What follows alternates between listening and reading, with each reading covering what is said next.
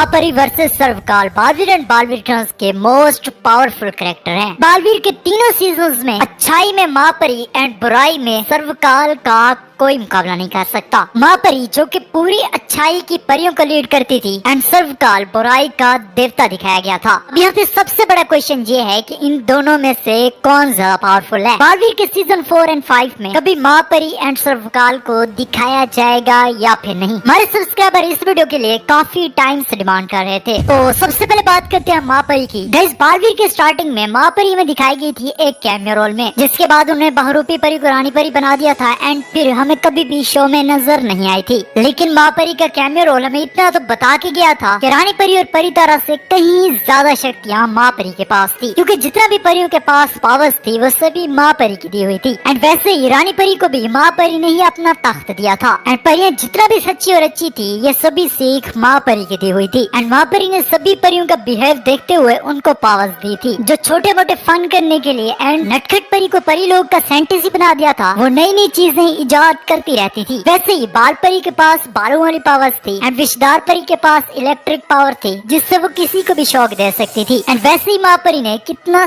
समझदारी से सभी परियों को ये सारी पावर्स दी थी एंड उन परियों की शक्तियाँ हमने पूरे बालवीर के सीजन 1 में देखी थी। एंड महापरी ने सच्चाई और अच्छाई के वरदान भी दिए थे परियों को एंड जाते जाते अपनी पूरी जिम्मेदारी रानी परी को दे के गई थी। लेकिन महापरी जितना अच्छी थी उसके उल्टा सर्वकाल उतना ही बुरा था। ये आग का बनाया हुआ एक ऐसा शैतान था जिसे आज तक कोई खत्म नहीं कर पाया था, लेकिन ये अपनी ही गलतियों की वजह से हमेशा के लिए कैद हो गया था। बालवीर रिटर्न्स में हमें दिखाया गया था कि तिमनासा अपने दुश्मनों का सामना करने के लिए जितना भी आइडियाज एंड पावर्स थी वो सारी सर्वकाल से ही लेती थी। सर्वकाल खुद तो कैद था, लेकिन वो तिमनासा के जरिए अपने सारे काम करवाना चाहता था। गाइस, सर्वकाल एक दानव की शक्ल का था एंड बालवीर रिटर्न्स में जितना भी वे दानव दिखाए गए थे उन सब से बहुत ज्यादा पावरफुल एंड बहुत ज्यादा अलग था। हमारे पुराने सब्सक्राइबर जानते होंगे कि टॉप 10 दानव पर हमने एक वीडियो भी बनाई थी। लेकिन गाइस, वो जितना भी दानव थे उनको किसी न किसी ने बनाया था। हमें यही दिखाया जाता था जैसे उनको कोई कंट्रोल कर रहा है, लेकिन सर्वकाल के साथ ऐसा कुछ नहीं था। ये सीजीए के साथ बनाया गया कैरेक्टर था। लेकिन बालवीर के तीनों सीजन्स में इससे ज्यादा पावरफुल बुराई का कोई भी कैरेक्टर आज तक नहीं दिखाया गया। इसके पास बहुत ज्यादा शातिर दिमाग था और ये हमेशा बंधा रहता था। लेकिन बुराई जितना भी हो वो सच्चाई और अच्छाई के सामने हमेशा फीकी पड़ जाती है। ये कितना ही बड़ा दानव क्यों ना हो, लेकिन सच्चाई और अच्छाई हमेशा जीत ही जाती है। एंड महापरी की बात की जाए तो वो कितना कामली रहती थी ये तो आप जानते हैं। वो आराम आराम से बात करती थी एंड उनकी बातों में ही सुकून होता था। एंड सर्वकाल हमेशा चिल्ला चिल्ला के बातें करता था जैसे पूरे जहान में उसका कोई सुनने वाला ना हो। एंड गाइस, इसलिए बुराई का अंधेरा कितना ही क्यों ना छा गया हो, अच्छाई की